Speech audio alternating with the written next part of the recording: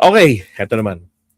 Good morning po sa inyong lahat mga kapatid. Pag-usapan naman natin eto hong hindi ba't impeachment season ngayon dito sa Pilipinas at ang Batikano, ang dekano ng impeachment, si Chavit Singson. Yan ang kanilang ginagawa naman ngayon, di ba?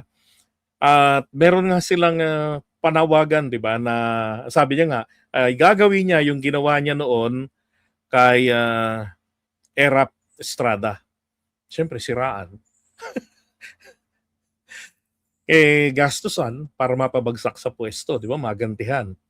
Now, ang nakita ko nga rito, back-to-back po yung atake nila. That's why they're eager na mag-file ng impeachment. Meron silang, meron silang yung people power. Puta na people power ito. Unlimited people power. 'Di ba? Pang 14 version na yata yung target niya, 'di ba? As much as possible nga raw is February. Kasi nga January is filing ng impeachment. Ay yung nung nakarang linggo lang na hindi nung Webes na hindi natanggap eh. Kulang na lang magpatawag na sila ng people power. Kaya lang, 'di ba? Signal na 'yun eh yung nakaraan. Signal na nila 'yon para magpa people power. Naaawa sila sa nagpapaawa sila sa taong bayan. Na pinapakita nila na natatakot ang Kongreso kaya hindi tinanggap ito kasi kapag natanggap daw ang kanilang complaint lalo't itong mga maleta boys may isang katutak daw, isang maleta na ebidensya at dadagdagan pa raw ni Chavit. Yun ang ginagawa nila ngayon. Back-to-back na atake sa ating Pangulo. Samantalang, nung si Duterte, chinika lang, di ba, yung 8 kongresista do sa kanyang issue ng graft and corruption sa DPWH noong 2020, wala nang ginawang aksyon.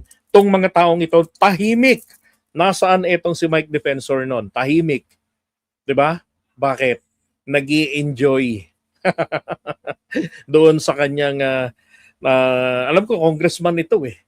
'Di ba? Tapos meron rin ako mamaya pag-uusapan natin 'yon. Oh. Gaya ng nila, gaya ng ginagawa ngayon itong mga to. Back to back na atake yan. Ganito rin ang ginawa nila noon nung kay Erap. Merong impeachment na nangyayari tapos sa lansangan ay nandoon ang mga nabudol ni Chavit Singson na mga dilawan at mga komunistang grupo. Yun ang nangyari noon. Kaya lang ang kaibahan po nitong nangyari noon na back-to-back atake kay Erap at dito po kay PBBM, yung mga sumuporta noon kay Chavit ayaw sa kanyang sumuporta. Pinagtatabo yan siya noon. 'Di ba, John Paul Robles, pinagtatabo yan si Chavit nung rally ng September 21 doon sa EDSA. Binubu. 'Di ba? Kaya ang tawag niya mga asong ulol na bayaran daw. Mga binabayaran. Hindi na nila kailangan magpatawag ng people power. Yung kilikili lang ni Cathy Binag, superpower na. Basang-basa. Kala ko kung ano yung nabasa eh. Diba? Kaya lang, itong ending nila rito, they ended up na nga, walang nangyari, walang mass action na nangyari. Diba? At lumipas nga yung weekends na ine-expect nila, dadagsang mga tao, putik na yan. Walay. Diba? Ngayon, ito pa nakakatawa. Hindi sila sigurado sa impeachment na gagawin nila. 'Di ba? Pwede naman silang mag-file ngayong Lunes katulad ng ginawa ng Kamatayan Block. Hindi nila ginawa ngayong araw na 'to. 'Di ba? Ba't hindi nila ginawa? Tinatago pa nila kung sino yung mga ka-DDS, sino ba yung mag-i-endorso sana ng kanilang impeachment pag na-file nila? Hindi nyo ba alam? Ako, kaya kong sabihin sa inyo kung sino. Kayo mga kapatids, kilala nyo na ba kung sino yung mag-i-endorso ng kanilang impeachment? Ha? Ayokong sabihin na si ano si Henry. Hindi o Henry Umaga Diaz Si Henry Marcoleta. Yun pala, Henry Marcoleta ang sabi ni Ted Filon, yun pala ang supposed to be na mag-i-endorso.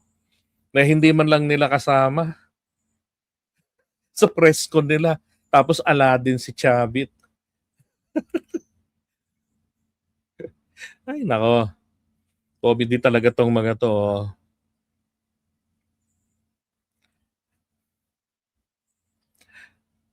Tingnan nyo yung atake ni Singson dito.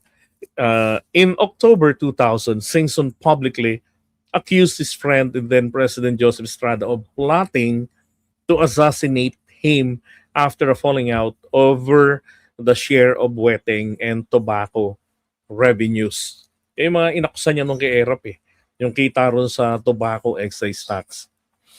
Tapos etong kita roon sa parang kaunsihan doon sa weteng.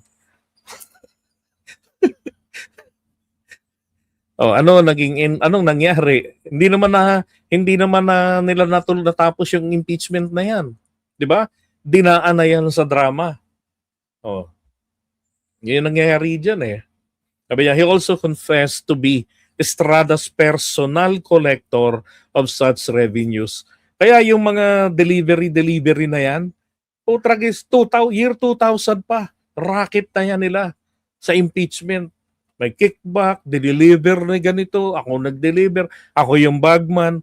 Noon pa yun. Bakit? Kumita po kasi rito ng year 2000.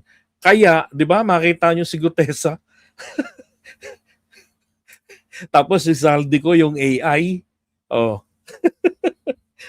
Na nagsasabi, nag-deliver siya, ganyan. Di ba? Anak ng